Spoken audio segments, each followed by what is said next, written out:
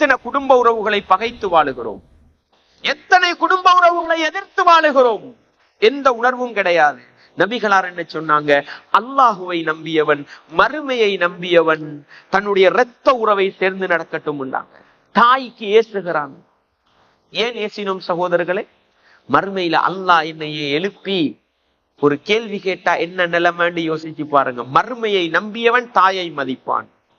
தந்தையை திட்டுகிற நேரம் என்னுடைய இரத்த மறுமை நாளையில கேட்பானே. இரத்த உறவுகளை பகைக்கிற நேரம், எதிர்க்கிற நேரம், கோபத்தாபங்கள், வெறுப்பை எல்லாம் உள்ளத்திலே கட்டி வைத்துக் கொண்டிருக்கிற நேரம் என்ற ரப்பு மறுமையில கேள்வி கேட்டா நான் என்ன சொல்வேன்? மறுமையை கொஞ்சம் நிதானமாக சிந்தித்து பாருங்கள்.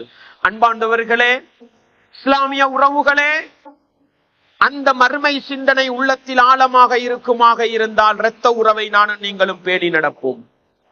அன்பாண்டவர்களே,